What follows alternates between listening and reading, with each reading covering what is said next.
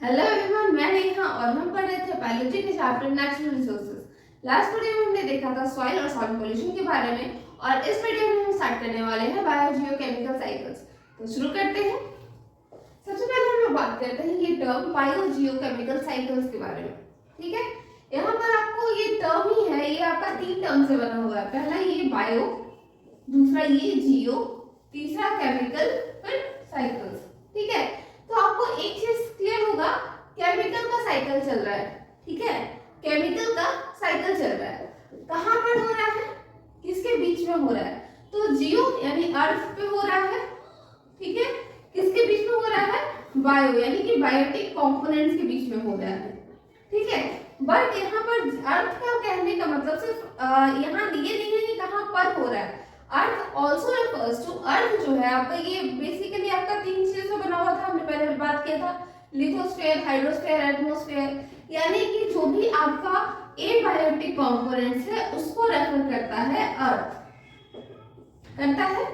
जो भी आपका एबायोटिक कंपोनेंट्स है, वाटर हो गया, चाहे लैंड हो गया या फिर आपका एयर हो गया, तीनों ही आपका अर्थ से लेना देना है उसका। तो हाँ, abiotic components refers to earth और जियो। ठीक है, तो बायोटिक और एबायोटिक कंपोनेंट्स के बीच में जब केमिकल का साइकिल चलता है तो उसको हम बायोजियोकेमिकल साइकिल कहते हैं। ठीक है, केमिकल का साइकिल किसके बीच में? बायोटिक और एबायोटिक कंपोनेंट्स के बीच में। ठीक है, ये तो वो बायोजियोकेमिकल साइकिल्स। अब इस कितने तरह का होता है ये, तो यहाँ पर हम लोग पढ़ेंगे बेसिकली चार टाइप का। ठीक है, पहला होता है आपका वाटर साइकिल। ठीक है, पानी का जो साइकिल होगा, रेपिटेटिव चेंज होगा बायोटिक से एबायोटिक कंपोनेंट्स के बीच में, तो वो आपको वाटर साइकिल हुआ। दूसरा nitrogen cycle.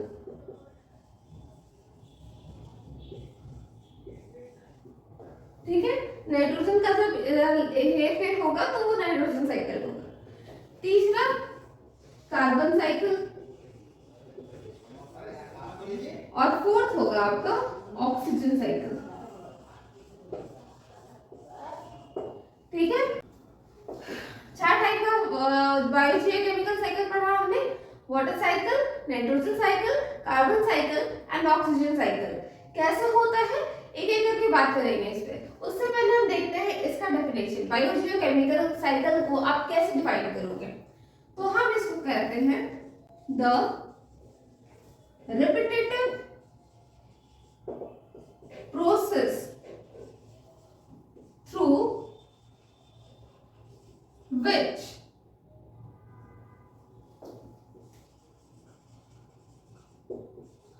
transfer of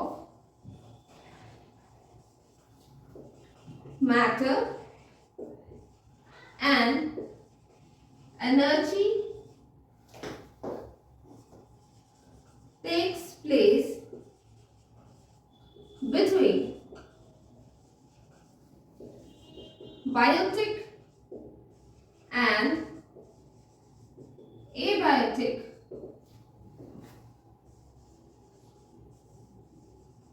components of biosphere। ठीक है, बायोजियोकेमिकल साइकिल को हमने कैसे देखा? हमने देखा रेपिटेटिव प्रोसेस, ये एक रेपिटेटिव प्रोसेस है, बार बार ये चीज होते रहता है, नॉर्मली कॉन्स्टेंटली होता रहता है। थ्रू विच, जिसके through transfer of matter and energy, मतलब मैटर और एनर्जी ये दोनों मिला करके जो आपका केमिकल है ना, मैटर जो कि एनर्जी से आपका बंधा हुआ है, that is chemical kind of. तो ट्रांसफर ऑफ मैटर एनर्जी, जो भी चीज और एनर्जी अगर इधर से उधर ट्रांसफर हो रहा है और किसके बीच में हो रहा है? बायोटिक और एबायोटिक कंपोनेंट्स के बीच में हो रहा है, तो हम उसको बायोजियोकेमिकल साइकिल्स कहेंगे। ठीक है, कितने टाइप का होता है? तो अभी हमने देखा चार टाइप का, water cycle, nitrogen cycle, carbon cycle, oxygen cycle. ठीक है, आज की वीडियो में हम लोग बात करेंगे वाटर साइकिल और नाइट्रोजन साइकिल। तो देखते हैं पहले वाटर साइकिल से। तो हम बात करते हैं पहले वाटर साइकिल में। वाटर साइकिल क्या होता है? तो हमने पहले भी बात किया था जब हम एयर के बारे में पढ़ रहे थे, ब्रीज क्या होता है, रेन कैसे होता है, हेल स्नो क्या होता है, ये सब हमने पहले डिस्कस किया था। तो वही चीज है, बिल्कुल यहीं पर है। क्या होता है कि हमने उसमें बात किया था कि जैसे ये पानी है, ठीक है, ये आपका लैंड है, ठीक है, यहाँ पर है आपका, यहाँ पर है सन। अब ये सन की रेस से क्या हो रहा है, यहाँ पर हीट आ रहा है, यहाँ पर भी हीट आ रहा है, इधर भी हीट आ रहा है, हर जगह हीट आ रहा है। अब हीटिंग से क्या होता है, ये वाटर इवापोरेट हो गया, ठीक है, ये वाटर आपका इवापोरेट हो गया। इवापोरेट होने का मतलब कि पानी जो था वो हीट से एनर्जी लेकर के, मतलब सन से एनर्जी लेकर के, आसपास का मॉलिक्यूल का भी एनर्जी लेकर के उड़ गया। अब उड़ेगा तो ऊपर में जाकर के जमेगा। कैसे जमता था, हमने बात किया था, डस्ट पार्टिकल्स के कारण जमता था। अगर आपको समझ में नहीं आया हो तो आप वो वापस जाकर के वो वीडियो देख लेना, समझ आ जाएगा।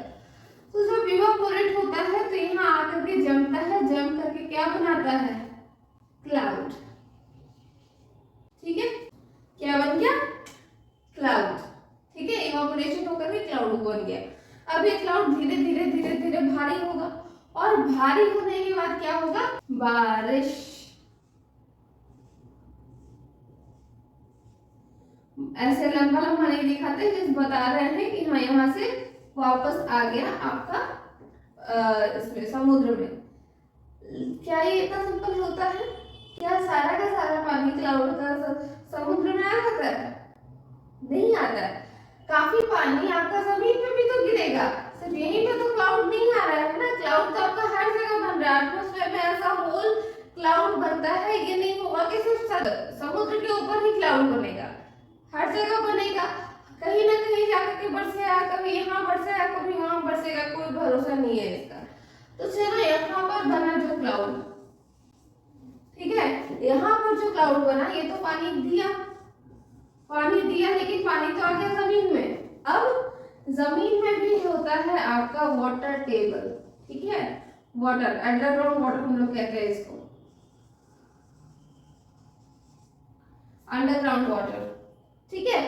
तो ये जो बादल से जो यहाँ पर पानी गिरा, ये आपका वाटर टेबल में कुछ हद तक स्टोर हो गया।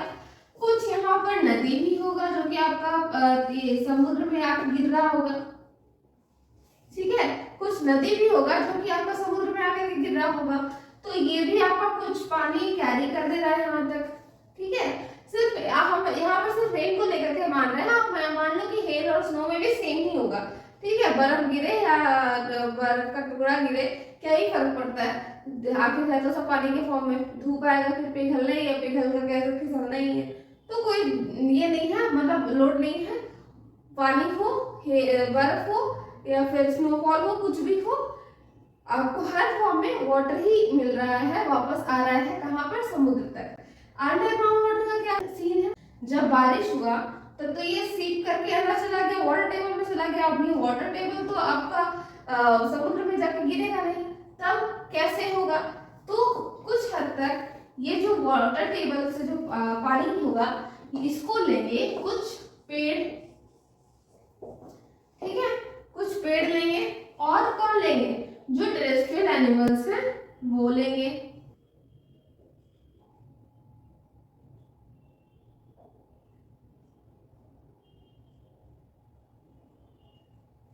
ठीक है। तो कुछ टेरेस्ट्रियल ऑर्गेनिजम्स लिए और कुछ पौधा ले लिया, ये अंडरग्राउंड टेबल में से, ठीक है, इन्होंने ले लिया थोड़ा सा पानी। अब क्या होगा, सूर्य का जो हीट आ रहा है वो तो जमीन पे भी आ रहा है, सिर्फ समुद्र पे तो आ नहीं रहा है, जमीन पे भी आ रहा है। अब जो जमीन पे आ रहा है तो कुछ यहाँ से वाटर वेपर के फॉर्म में यहाँ से एटमॉस्फेयर में जाएगा ही, और जाके कहाँ जाएगा, क्लाउड में ही जाएगा। जो पेड़ के पास चला गया उसका क्या, पेड़ तो कंज्यूम कर रहे हैं, तो ये जो कंज्यूम कर रहे हैं तो ये भी तो सांस ले रहे हैं ना, ब्रीदिंग, इनहेलिंग, एक्सहेलिंग कर रहे हैं, और उसके साथ ट्रांसपिरेशन के फॉर्म में वाटर ये भी निकाल रहे हैं। ट्रांसपिरेशन हमने बात किया था ना, इस पे क्या होता है ट्रांसपिरेशन, जब वाटर वेपर निकलता है प्लांट्स के स्टोमाटा से, तो उसको हम लोग कहते हैं ट्रांसपिरेशन, बात किया था इस पे।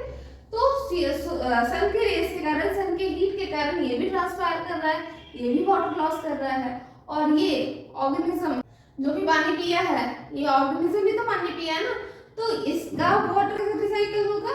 तो ये भी जो जब रेस्पिरेशन करता है तो रेस्पिरेशन के साथ कुछ अमाउंट में वाटर वेपर निकालता है, तो उसी रेस्पिरेशन के कारण ये वाटर वेपर निकाल रहा है जो कि वहां वापस क्लाउड तक जा रहा है।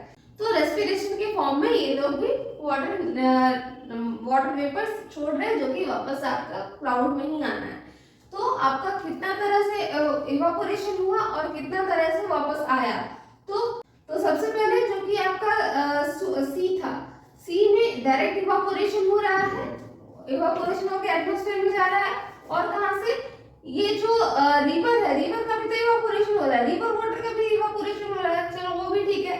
लैंड से डायरेक्ट इवापोरेशन हो रहा है और प्लांट ट्रांसफायर कर रहे हैं, एटमॉस्फेयर में वापस जा रहा है पानी। और टेरेस्ट्रियल एनिमल्स का रेस्पिरेशन से जा रहा है। तो ओवरऑल रेस्पिरेशन, ट्रांसपिरेशन और आपका इवापोरेशन, ये तीन प्रोसेस है जिससे एटमॉस्फेयर में जा रहा है पानी। अब एटमॉस्फेयर में जाकर के सब इकट्ठा हो रहा है, क्लाउड बना रहा है, क्लाउड से रेन हो रहा है, हेल हो रहा है, स्नो हो रहा है, ये तीन तरीके से वापस आता है। अब तीनों में से कुछ भी हो, बात देखिए, तीनों फॉर्म ऑफ वाटर ही है और तीनों मतलब कहाँ पे जा सकता है, या तो डायरेक्ट सी में जाएगा या तो फिर नदी में जाएगा। नदी के थ्रू होते हुए, और नदी से मिनरल से भी होके जाता है ना, रॉक्स ऊपर से होके जाता है और रॉक्स में मिनरल्स होता है, तो मिनरल्स कैरी करते हुए कहाँ लेके जाता है? समुद्र में जाता है। और ये समुद्र में जो ऑर्गेनिजम्स होंगे वो उस न्यूट्रिएंट को यूज करते हैं। तो आपका पानी रिवर के थ्रू जा रहा है, रिवर के थ्रू भी जा रहा है सी में, और कहाँ जो इन ऑर्गेनिजम्स से लिया गया था पानी, जो ट्रांसपिरेशन और रेस्पिरेशन के फॉर्म में, वो वापस उनको कैसे मिल रहा है? तो यही ये अंडरग्राउंड वाटर जो है, इसी को यूज करके प्लांट्स ले रहे हैं। और एनिमल या तो रिवर के पास जाएगा, या फिर हम लोग ऐसे करते हैं, हम लोग क्या करते हैं, ट्यूबवेल लगाते हैं, हैंडपंप लगाते हैं, क्या करने के लिए? यही अंडरग्राउंड वाटर टेबल को ऊपर हम लोग एक्सेसिबल बनाने के लिए यूज करते हैं। तो इसी तरह से हम लोग को अवेलेबल होता है, एनिमल्स को अवेलेबल होता है पानी, प्लांट्स को होता है, और उस तरह से ये साइकिल आपका चलते चला जाता है। ठीक है, अगर आप इसको चार्ट के फॉर्म में डिपिक्ट करोगे तो कैसे करोगे? देखते हैं, थोड़ा देखते हैं। ये तो आपका सोर्स है सी, ठीक है, और जा कहाँ रहा है? क्लाउड में। यही तो चीज जगह, मेन जगह है ना, समुद्र और क्लाउड। तो सी से जा रहा है क्लाउड में थ्रू इवापोरेशन,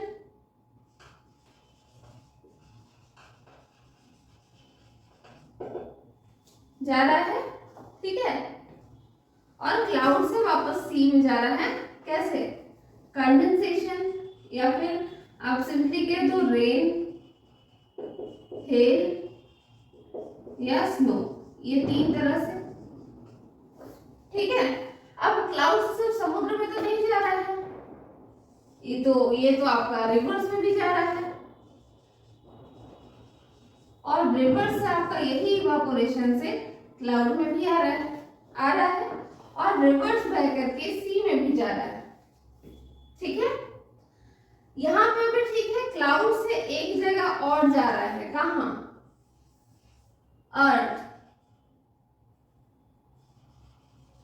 या फिर आप कह सकते हो अंडरग्राउंड वाटर।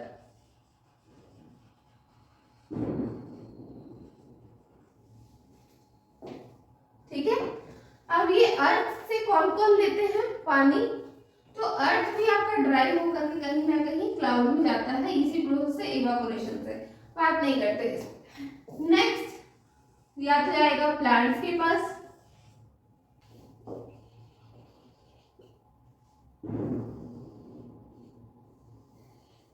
या फिर जाएगा एनिमल्स के पास।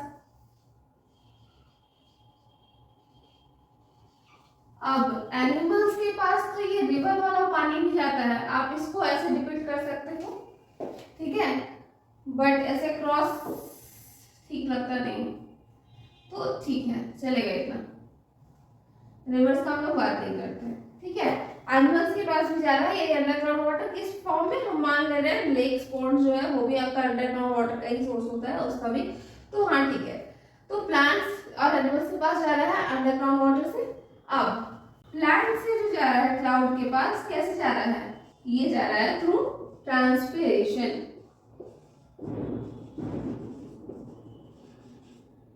ठीक है। और एनिमल से कैसे जा रहा है क्लाउड के पास, ये रेस्पिरेशन के कारण,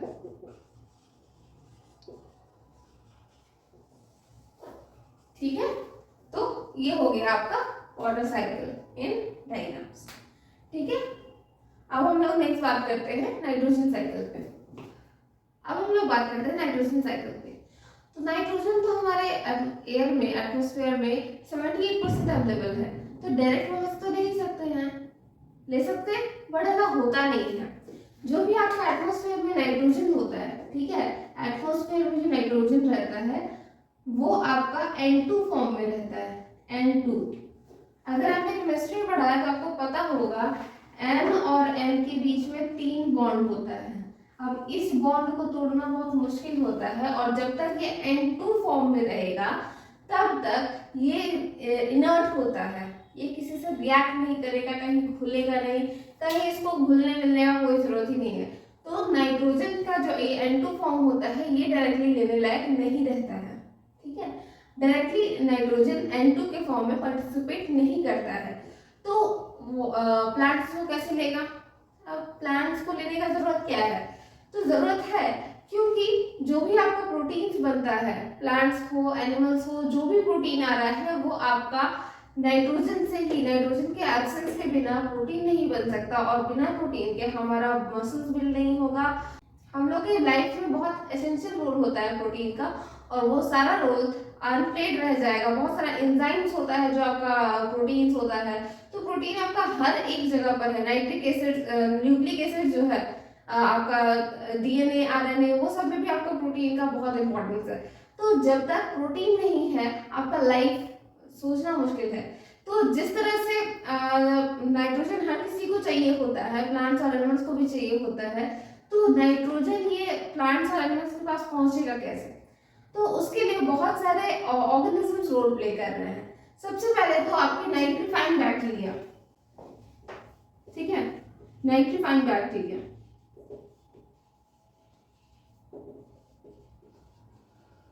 ये आपके 2 तरह के होते हैं, ठीक है। एक जो होते हैं ये फ्री लिविंग में होते हैं, फ्री लिविंग में रहते हैं। फ्री लिविंग रहने का मतलब कि वो ऐसे ही सॉइल में मिल जाएंगे। अगर आप माइक्रोस्कोप के अंदर देखो तो कुछ नाइट्रीफाइंग बैक्टीरिया पहले से रहेंगे, और कुछ ऐसे होते हैं जो कि कुछ पर्टिकुलर ऑर्गेनिजम्स के साथ कुछ अपने साठ-गांठ करके रखते हैं। साठ-गांठ करने का मतलब सिम्बायोसिस में रहते हैं, ठीक है, मतलब उनके ऊपर जो वो डिपेंडेंट रहते हैं, और इन नाइट्रीफाइंग बैक्टीरिया उनको बदले में कुछ देते हैं। क्या देते हैं, तो यही सॉल्यूबल नाइट्रोजन देते हैं, ठीक है। नाइट्रोजन, सॉल्यूबल नाइट्रोजन बोलना काफी नहीं होगा, हम कहेंगे नाइट्राइट्स या फिर नाइट्रेट्स। नाइट्राइट या नाइट्रेट ही वो फॉर्म होता है जिसके फॉर्म में प्लांट नाइट्रोजन एब्जॉर्ब कर पाता है। अगर नाइट्राइट, नाइट्रेट ये सब नहीं रहेगा, तो नाइट्रिफिकेशन अगर नहीं होगा तो प्लांट्स नाइट्रोजन ले नहीं पाएगा डायरेक्टली एटमॉस्फेयर से, और जब प्लांट यूज नहीं कर पाएगा तो हम लोग तो पूरा लाइफ साइकिल ही पूरा प्लांट के ऊपर डिपेंडेंट है। क्यों, क्योंकि हम लोग हर चीज तो प्लांट से ही ले रहे हैं। हमारा ऑक्सीजन प्लांट से आ रहा है, हमारा खाना जो ग्लूकोज हो गया वो भी प्लांट से आ रहा है, फूड प्लांट से है, प्रोटीन्स प्लांट से है, हमारा हर चीज मतलब काफी चीज हमारा प्लांट के ऊपर डिपेंडेंट है। तो जब तक प्लांट के पास नहीं आएगा हमारे पास भी आना पॉसिबल नहीं है। तो फ्री लिविंग बैक्टीरिया कुछ होते हैं जो कि नाइट्रीफाइंग बैक्टीरिया कुछ होते हैं जो कि फ्री लिविंग होते हैं, और कुछ बैक्टीरिया ऐसे होते हैं जो कि कुछ पर्टिकुलर ऑर्गेनिजम्स के साथ सिम्बायोसिस में रहते हैं, एक साथ रहते हैं। कौन से होते हैं वो होते हैं लेग्यूम्स। लेग्यूम प्लांट जो होते हैं सिम्बायोटिक बैक्टीरिया, आप कह सकते हैं उसको सिम्बायोन्ट्स, ठीक है, जो कि सिम्बायोसिस में रहते हैं किनके साथ, लेग्यूम्स के साथ। लेग्यूम्स बोलने का मतलब जितने भी आप दाल खाते हो, ठीक है, जितना भी आप दाल खाते हो, अरहर हो गया, मूंग हो गया, कोई भी आप जो दाल खाते हो, अगर आप उसका पौधा को कबाड़ोगे तो आपको नीचे में एक जड़ में आपको एक मोटा मोटा गांठ जैसा मिलेगा, ठीक है। जैसे लगता है जैसे एक जगह पर कहीं फूल गया है, तो वो जो फूलन जो सूजन होता है उसका लेग्यूम्स का, मतलब जो भी आपके दाल वाले जो पौधे हैं उनका जो रूट में जो ये नोड मतलब फूला हुआ सेल स्ट्रक्चर होता है, इसको हम लोग कहते हैं रूट नोड्यूल्स। और इन नोड्यूल्स में ये बैक्टीरिया रहते हैं, सिम्बायोट्स, ठीक है। सिम्बायोट्स में जैसे बैक्टीरियाज हैं जो कि उसके साथ रहते हैं, ठीक है। ये जो लेग्यूम्स में मतलब ये जो रूट नोड्यूल्स में रहने वाले ये जो सिम्बायोट्स हैं, यही क्या करते हैं, जो एटमॉस्फेरिक नाइट्रोजन है उसको पकड़ के तोड़ ताड़ के उसको नाइट्रेट या नाइट्राइट के फॉर्म में लाते हैं, ठीक है। नाइट्रेट और नाइट्राइट के फॉर्म में लाते हैं। वो नाइट्रेट और नाइट्राइट प्लांट एब्जॉर्ब करता है, उस पर काम करता है, काम करके क्या बनाता है, आपका प्रोटीन बोलने का मतलब अमीनो एसिड्स, ठीक है। प्रोटीन तो वो अपने फॉर्म में बनाता है, उसको हम लोग खाते हैं, हम लोग उसको तोड़ ताड़ करके हम लोग अमीनो एसिड, हम लोग को मेनली अमीनो एसिड चाहिए। अमीनो एसिड वो बेसिक प्रोटीन का यूनिट होता है जिससे एक प्रोटीन बना होता है। मतलब प्रोटीन का अगर आप टुकड़ा टुकड़ा टुकड़ा टुकड़ा तो सबसे छोटा टुकड़ा करोगे जिसमें जिसको और तोड़ा नहीं जा सकता है, या फिर जिसका तोड़ने के बाद मतलब प्रोटीन नहीं रह जाएगा, तो वो आपका अमीनो एसिड्स है। अमीनो एसिड सबसे छोटा टुकड़ा है प्रोटीन का। तो अमीनो एसिड्स हम लोग को बेसिकली मतलब है अमीनो एसिड से, कि हमको अमीनो एसिड चाहिए। तो वो जो प्लांट है, प्लांट अपना ये जो नाइट्रोजन लिया नाइट्रेट और नाइट्राइट के फॉर्म में, ये अपना प्रोटीन बनाया, प्लांट प्रोटीन बनाया। अब ये जो प्लांट प्रोटीन हम लोग खाएंगे तो हम लोग उसको तोड़ तोड़ के अमीनो एसिड्स में ले आएंगे, और ये अमीनो एसिड्स को फिर हम लोग चेंज करके एनिमल प्रोटीन बनाएंगे। यहाँ तक तो ठीक है, हमने सब कंज्यूम कर लिया, प्लांट से कंज्यूम कर लिया, हमने कंज्यूम कर लिया, सॉइल में भी आ गया, एयर में तो है ही है, यहाँ तक आ गया था, सबके पास डिस्ट्रीब्यूट हो गया। अब वापस कैसे जाएगा एयर में? तो क्या होता है कि जब प्लांट मरा या फिर एनिमल कोई मरा, तो सिर्फ मरने के केस में ही नहीं, अगर वो डेफिकेट भी करता है, हम लोग का जो एक्सक्रीटा होता है, जो हम लोग का एक्सक्रीटरी मटेरियल होता है, वो आपका ammonia, urea, uric acid in forms में होता है। Ammonia, urea, uric acid. अब ये जो है ये भी आपके फॉर्म्स ऑफ नाइट्रोजन है, ठीक है, नाइट्रोजन के कंपाउंड्स है ये सब। और ये क्या करते हैं, ये सॉइल में घुल गए या फिर पानी में घुल गए। अब वहां पर से उनको वहां पर भी कुछ अलग कुछ और बैक्टीरियाज रहते हैं जो कि डी अमोनिफाइंग बैक्टीरियाज होते हैं, ठीक है। दूसरा आता है आपका डी अमोनिफाइंग बैक्टीरियाज।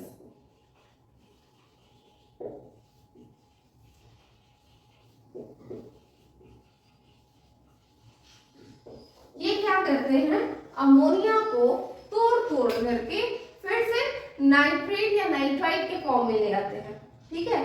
हमने जो एक्सक्रीटा निकाला, एनिमल एक्सक्रीटा जो हुआ, इसको और तोड़ तोड़ करके मतलब नाइट्रेट और नाइट्राइट के फॉर्म में लाने का काम किनका रहता है, इन अमोनिफाइंग बैक्टीरिया का काम रहता है, डी अमोनिफाइंग बैक्टीरिया का काम रहता है, ठीक है।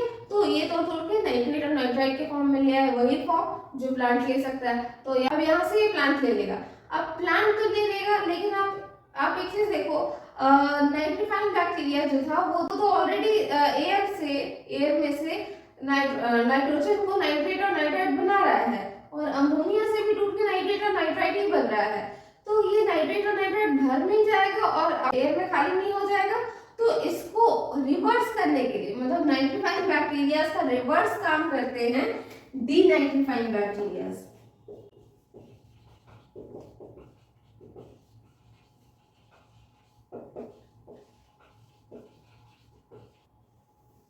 ठीक है। एक थे नाइट्रीफाइंग बैक्टीरिया जो कि एटमॉस्फेरिक ऑक्सीजन को नाइट्रेट और नाइट्राइट के फॉर्म में ला रहे थे। अब है डीनाइट्रीफाइंग बैक्टीरिया जो कि नाइट्रेट और नाइट्राइट जो सॉइल में है उसको वापस से चेंज करके एटमॉस्फेरिक में जो इनर्ट फॉर्म में जो N2 फॉर्म में जो नाइट्रोजन रहता है उस फॉर्म में ले आते हैं। तो डीनाइट्रीफाइंग बैक्टीरिया वापस से नाइट्रेट और नाइट्राइट को चेंज करके एटमॉस्फेरिक नाइट्रोजन के फॉर्म में ले आते हैं, और वो रिलीज हो जाता है वापस मतलब एटमॉस्फेयर में वो वापस चला जाता है। ठीक है। अब ये सब चलो ठीक है, इतना पूरा साइकिल हो गया। यहाँ पर देखो अब सारा का सारा बैक्टीरिया के ऊपर ही हम लोग डिपेंडेंट है। पूरा जो नाइट्राइजेशन साइकिल है ये काफी हद तक बैक्टीरिया के ऊपर डिपेंडेंट है। अच्छा, इसमें एक पॉइंट और रह गया। क्या रह गया कि जब प्लांट और एनिमल मरता है, जब मर गया, एक्सक्रीटा हम लोग बात नहीं कर रहे, मर गया, अब मरने के बाद ये क्या होगा, तो डिकम्पोज होगा। डिकम्पोज होने के प्रोसेस में एक कुछ डिकम्पोजिंग बैक्टीरिया जो होते हैं वो चेंज करके वापस उसको किस फॉर्म में लाते हैं, नाइट्रेट और नाइट्राइट के फॉर्म में। तो डिकम्पोजर्स जो है उनका भी इंपॉर्टेंट रोल है किस चीज में, वापस नाइट्रेट और नाइट्राइट में चेंज करने में। ठीक है। अब आप एक चीज देखो, यहाँ पर हम लोग इस पूरे प्रोसेस में पूरा का पूरा नाइट्रोजन साइकिल जो चल रहा है वो पूरा का पूरा बैक्टीरिया पे चल रहा है। अगर बैक्टीरिया नहीं रहेगा तो हम लोग का हालत खराब हो जाएगा, कोई प्लांट नाइट्रोजन नहीं ले पाएगा, प्रोटीन नहीं मिल पाएगा। तो क्या ऐसा हो सकता है कि बिना बैक्टीरिया के भी नाइट्रोजन साइकिल चल सकेगा? तो हाँ, बिल्कुल चल सकता है। कोई भी बैक्टीरिया के एब्सेंस में भी नाइट्रोजन साइकिल चल सकता है। कैसे चलता है, तो क्या होता है, जब भी लाइटनिंग होता है तो लाइटनिंग में इतना एनर्जी और प्रेशर होता है कि वो कोई भी केमिकल रिएक्शन करवा सकता है। अब केमिकल रिएक्शन करवाएगा तो ऑब्वियसली नाइट्रेट और नाइट्राइट भी बनवा सकता है। हाँ, तो बना देगा। नाइट्रोजन, जब नाइट्रोजन का एटमॉस्फेयर में है ही, लाइटनिंग हुआ, चोट मिला नाइट्रोजन को, वो टूट गया नाइट्रेट और नाइट्राइट में। और ये नाइट्रेट और नाइट्राइट जो होता है ये सॉल्यूबल होता है पानी में। तो जब लाइटनिंग हुआ तो नॉर्मली इसके बाद बारिश भी होता है। अब बारिश के साथ क्या हुआ, वो नाइट्रेट और नाइट्राइट घुल करके आ गया जमीन पे नाइट्रिक एसिड और नाइट्रस एसिड के फॉर्म में। अब ये तो एसिड रेन हो गया ना, एसिड ऊपर से नाइट्रिक एसिड टपक रहा है, एसिड रेन हो गया। तो ये तो हार्मफुल हुआ करता था, तो नहीं, जनरली हर चीज लिमिट में अच्छा होता है। तो जब लाइटनिंग, ये जो नेचुरल मेथड है नाइट्रिक एसिड मतलब नाइट्रोजन फिक्सेशन का, कि लाइटनिंग होकर के नाइट्रेट और नाइट्राइट बनता है, नाइट्रस एसिड नाइट्रिक एसिड बनता है सॉल्युबल होकर के पानी में। तो ये जो फॉर्म में जो जमीन पे आता है ये बहुत माइल्ड होता है, और सिंस प्लांट्स को इसके थ्रू न्यूट्रिशन मिलता है, सो ये ज़्यादा हार्मफुल नहीं होता है। हार्मफुल कब है एसिड रेन, जब बहुत ज़्यादा ऐसा क्वांटिटी बढ़ जाए, जब इतना ज़्यादा नाइट्रस एसिड और नाइट्रिक एसिड बन जाए, इतना कॉन्सेंट्रेट होकर के बन जाए कि पानी बहुत कम पड़ जाए उस एसिड के लिए, तो इन दैट केस वो हार्मफुल करेगा, आपका सॉइल भी जला देगा और जिस पे गिरेगा वो भी जल जाएगा। तो अगर नेचुरल मेथड में होता है तो वो इतना माइल्ड होता है कि इससे फर्क नहीं पड़ता है, लेकिन प्रॉब्लम तब होता है जब पोल्यूशन के कारण उसका कंसंट्रेशन बढ़ जाता है। ठीक है। तो नाइट्रिक एसिड नाइट्रस एसिड के फॉर्म में लाइटिंग के थ्रू नाइट्रोजन फिक्सेशन होता है। बट डीनाइट्रीफाइंग बैक्टीरिया इंपॉर्टेंट है, क्योंकि डीनाइट्रीफाइंग बैक्टीरिया उसको उस नाइट्रेट और नाइट्रेट को फिर डीनाइट्रीफाई करके वापस एटमॉस्फेयर में छोड़ देता है। ठीक है। अब इसको हम लोग देख लेते हैं थोड़ा, इस साइकिल को हम लोग देख लेते हैं थोड़ा ब्लॉक फॉर्म में। ठीक है। तो हम लोग शुरू करते हैं एटमॉस्फेयर में रहने वाले नाइट्रोजन से। ठीक है। एटमॉस्फेरिक नाइट्रोजन,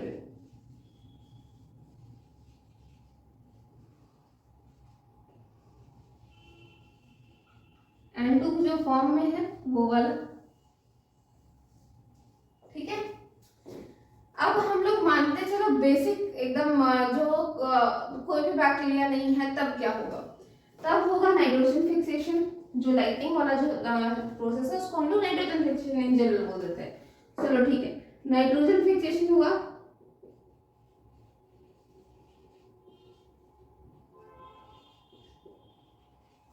इससे आ गया आपका नाइट्रेट्स और नाइट्राइट्स के फॉर्म में। ठीक है। नाइट्रेट्स और नाइट्रस एसिड और नाइट्रिक एसिड के फॉर्म में, और वो ले लिया प्लांट्स।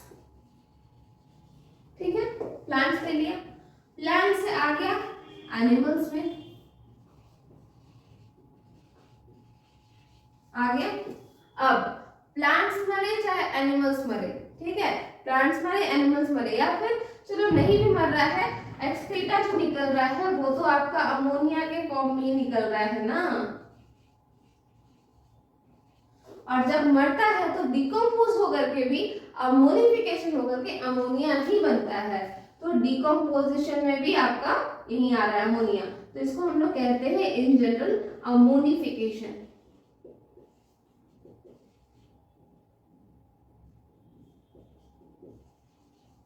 ठीक है, अमोनिफिकेशन होकर के अमोनिया में चेंज हो गया, प्लांट्स का भी एनिमल्स का भी। ठीक है, अब ये अमोनिया जो है ये आपका चेंज होकर के आ गया किस फॉर्म में, नाइट्रेट के फॉर्म में। क्या कहते हैं इसको, इस प्रोसेस को हम लोग कहते हैं डी अमोनिफिकेशन। ठीक है, डी अमोनिफिकेशन।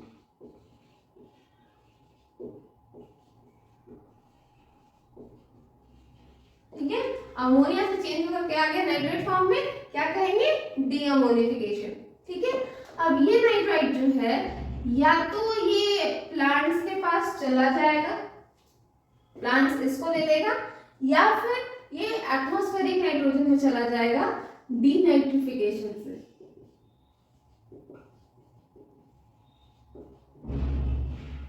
ठीक है, डीनाइट्रिफिकेशन से एटमॉस्फेरिक नाइट्रोजन में चला गया। ठीक है, प्लांट्स में भी चला गया। अब सिर्फ यही तो नहीं होता है नाइट्रोजन फिक्सेशन का, सिर्फ यही तरीका तो नहीं होता है, एक और तरीका और होता है। क्या कहते हैं इसको, इसको कहते हैं नाइट्रिफिकेशन। ठीक है, नाइट्रिफिकेशन से नाइट्रेट फॉर्म में आता है, ये नाइट्रेट प्लांट्स में जाता है, प्लांट्स से फिर एनिमल्स में जाएगा, एनिमल्स हो या प्लांट्स हो दोनों ही अमोनिफिकेशन होकर के अमोनिया की फॉर्म में आएगा, अमोनिया से फिर डी अमोनिफिकेशन होकर के नाइट्रेट फॉर्म में आएगा, नाइट्रेट से डी95 होकर के एटमॉस्फेरिक ऑक्सीजन नाइट्रोजन में फिर से वापस चला जाएगा। ठीक है, तो ये हो गया आपका नाइट्रोजन साइकिल। ठीक है, तो आज के वीडियो में बस इतना ही। आज हमने देखा बायोलॉजी और केमिकल साइकिल्स में वाटर साइकिल और नाइट्रोजन साइकिल। बाकी के बायोलॉजी और केमिकल साइकिल्स हम नेक्स्ट वीडियो में देखेंगे। अगर आपको ये वीडियो पसंद आए तो इसे लाइक करें, कमेंट करें, अपने फ्रेंड्स के बीच में शेयर करें और हमारे चैनल को सब्सक्राइब करें। अगर आपको इसमें कोई डाउट रह गया तो आप वो भी कमेंट कर सकते हैं। मिलते हैं नेक्स्ट वीडियो में। Thank you.